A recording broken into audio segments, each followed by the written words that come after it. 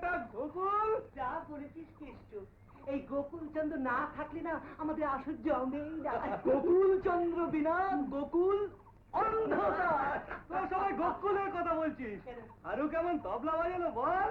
ওই রকম তবলা না বাজালে গোকুলের বাবা সাথে কি আমার সত্য তুই আমার বাবাকে ধরে টানটান করছিস? টানাটানি করতে হচ্ছে। অর্থাৎ তোমার বাবাকে ধরে টানাটানি করা ছাড়া উপায় নেই। মামুন মাসে ভেতরে এসো, এসো। এই তো নন্দী কাকার ছেলে রয়েছে, তোমার বড় বড় সামনেই বল। কি ব্যাপার বলতো? আমি তো কিছু বুঝতে পারছি না। তুই বুঝবি কি করে? বাড়ির কোনো খবর রাখিস? এই বামুন মাসের সমস্ত গয়না তোর বাবার কাছে বন্ধক ছিল, 3000 টাকা না হলে উনি দেবেন না। এদিকে বামুন মাসের মেয়ের সমস্ত বিয়ে ঠিক হয়ে গেছে। হ্যাঁ বাবা, কত কষ্ট করে আমার মেয়েটার একটা পাত্রের ব্যবস্থা করেছিলাম। তোমরা তো আমার অবস্থা সবই জানো, নতুন করে আর কি বলবো বাবা বলো। বাবা দিলেন না গয়না? দেবেন। উনি 2000 টাকা জোগাড় করেছেন, আরো 1000 টাকা না হলে দেবেন না। চল, তোমার কোথায় যাচ্ছিস? বাবার কাছে। না বাবা না, তুমি অমন কাজ করো না। আমি তোমার সঙ্গে তোমার বাবার কাছে যাব না, তাহলে উনি ভাবেন আমি তোমার সব কথা লাগিয়েছি। বিশ্বাস করো বাবা, আমি এই মদনকে ছাড়া কারোর কাছে কিচ্ছু বলছি। বলবেন না কেন? 100 বার বলবেন। যেটা অন্যায় সেটা সকলকার সামনে চিৎকার করে বলবেন। আমার বাবা বলে তো ভয় পাবার কিছু নেই। কিন্তু তাতে লাভ হবে কি? কেন? তোর বাবা রাজি হলো, মাকে রাজি করাতে পারবি? হ্যাঁ, কিন্তু আমাদের তো চেষ্টা করে দেখতে হবে। আমরা গায়ে থাকতে একজন বিধবার মেয়ের বিয়ে হবে না আর আমরা দাঁড়িয়ে দাঁড়িয়ে দেখবো? আমার তো নিজের পয়সার জোর নেই বাবা।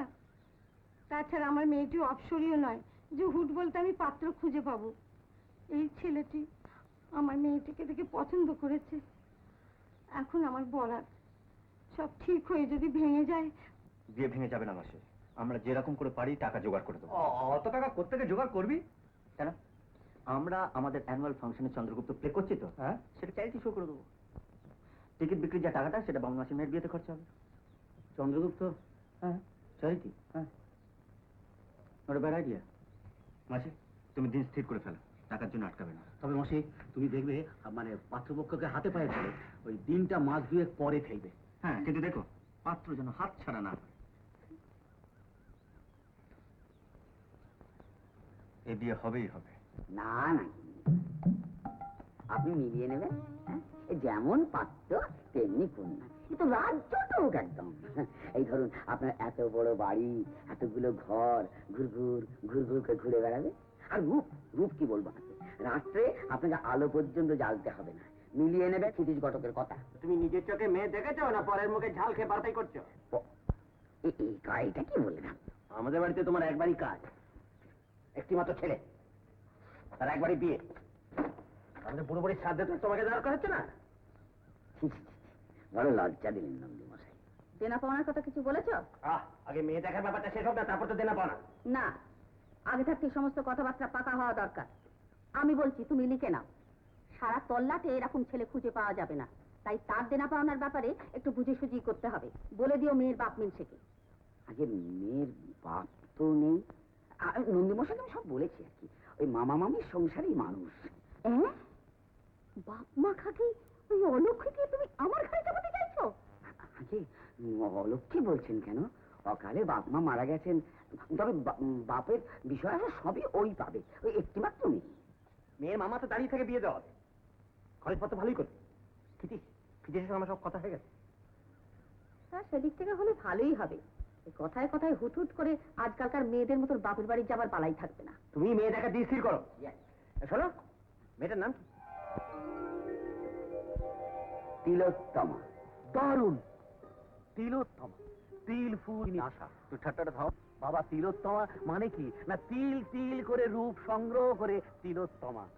বদলা, হ্যাঁ, নামটা তোর পছন্দ হয়নি? পছন্দ হয়নি কি রে? দারুণ দারুণ। তবে এও বুঝতে পারছি, ওই মেয়েটি যদি তোর বউ হয়, তোর কাছে অফুরন্ত ভালোবাসা পাবে।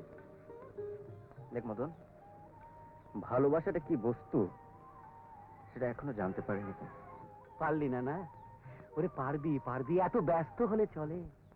ওরে ভালোবাসার পদ্ম ধীরে ধীরে পাপড়ি মেলে। দাঁড়া, বিয়েটা আগে হোক, একই শয্যায় মৈত্রী যাপন কর, তারপর দেখবি চারিদিকে শুধু মধু মধু আর মধু। ক্ষণিকের অর্শনে চারি ধুধু ধুধু ধুধু।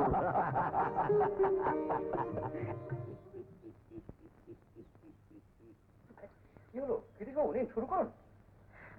ওকে ওকে বলবার কোনো দরকার নেই।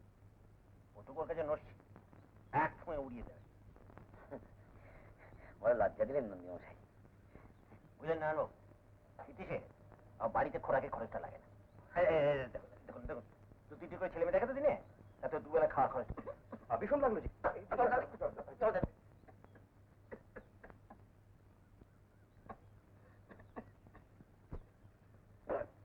নন্দীমশাই আপনি তো হাতই লাগালেন না। কি কাজে এলুম সেটা আগে হলে ভালো হতো না? ভাগ্নিকে আনুন, দেখাশোনা হোক। সে কথা নন্দীমশাই, এই কষ্ট করে এতটা পথ গরুর গাড়ি ঠেঙিয়ে আমার বাড়িতে এলেন, একটু বিশ্রাম করে কিছু মুখে দিন। ভাগ্নির দেখাশুনো সে তো উপলক্ষ মাত্র, আপনার মতো লোকেরা এই অধমের বাড়িতে পায়ের ধুলো দিলেন, এটি আমার আনন্দ। নিন একটু একটু কিছু খেয়ে নিন, আমি বরং একটু ওদিকে তাড়া দিই।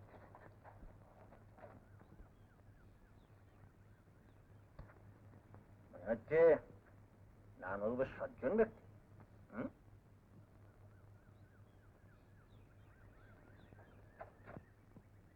কি তোমাদের হলো? দিদু কোথায়? ঘরে সাজছে। তুমি আবার এখন সাজতে বসলে এখান থেকে? এদিকে কত কাজ পড়ে রয়েছে। সাজাবার কোথায় দেখলে? পা একটুখানি আলতা ছুঁয়েছি, তাতে আপনি চোখটা দিয়ে গেলেন। তুমি আবার উঠছো কেন? পড়ো না, ওরা তাড়া দিচ্ছেন তাই বলছি। তারা দিচ্ছেন তা আমি কি করবো? সাধ্য মতো সিলেটে কাপড় পরছে ছিল, তাড়াতাড়ি নে। এই দিদু তাড়াতাড়ি তাড়াতাড়ি কর।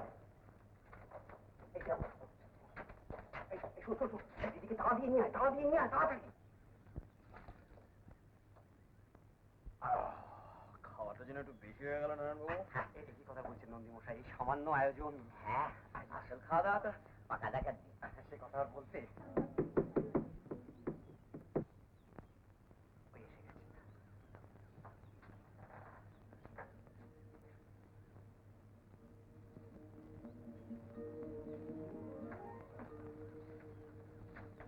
প্রণাম করুন। কি শিরিষ? শিরিষ, শিরিষ! মানে ছেলে গেল কোথায়? কিছু না দেখে আমাকে এখানে নিয়ে এসছে।